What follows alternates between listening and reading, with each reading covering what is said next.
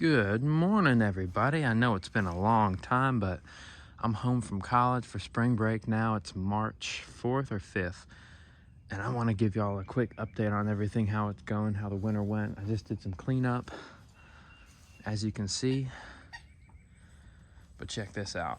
So we had a gnarly winter here in Virginia. It was probably the coldest it's been in a while, and we got down to probably 9 or 10 degrees Fahrenheit. So that's pretty tremendous. You know, that's really cold. And what I'm really surprised about is this palmetto right here. Because as y'all know, I put this in October, and it only had a couple months to barely establish before it got pummeled by the coldest weather we've had in many, many years. And it looks this good. Like, it's green, it's growing. There's only damage on the tips. And then we had, feet of snow this year, which is unheard of. We had, a good couple feet of snow. We had like ice and freezing rain and the coldest days we've had in a long, long time. And that spear is still alive and kicking, and this frond are just beautiful, even still, so that's huge. That's huge that this thing survived its first winter in the ground, barely established, temperatures that we haven't seen here in a long time, and it looks this good. So that's pretty huge, honestly. It survived the winter. It's March. No protection, might I add. Zero protection on this thing for the entire winter. No heat, no covering, no nothing. And it trooped through, so that's pretty incredible to me, honestly. And then the red banana is fine. It'll come back. I just tested it. And then these guys, they didn't get enough water, so the leaves dried up, but they're still green. I tugged on the spears before I chopped it all, and as you can see, there's still a lot of green in here. There's green at the base of that right there. I mean, they'll come back, so they should come back this summer.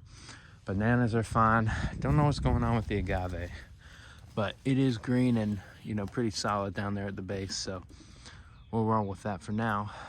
And there's Chester. And the orange tree, my trifoliate orange, still green and going strong, so that's great news.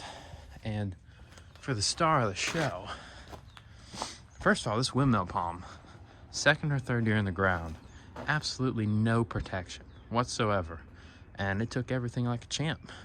No damage. And now the Mexican fan palm. I cannot believe this. This is the second or third winter it's been in the ground. And last year, if y'all remember, I had to chop it about like right there because it had rotted through because the light, burned through the entire thing. But this year, it was only the outer fronds that got bit. And it's been growing consistently too. I mean, this is really nice and green and beautiful. And it looks great compared to last year. And it was probably about 10 times worse of a winter this year than it was last year. Like last year only got down to 18, and this year it got down to like 9 or 10 degrees Fahrenheit. And this thing was protected and it survived. Like, that's pretty incredible to me how, a Mexican fan palm looks this good after a winter that brutal. So in the ground here in Virginia, pretty incredible. So gotta say, I'm stoked on everything. I mean, as you can see, it's green and growing, and it's got lots of spears down in there, lots of growth. All I had it was just wrapped up with burlap and a few lights, and I mean, they all made it. Some of them without protection. I'm surprised the palmetto too.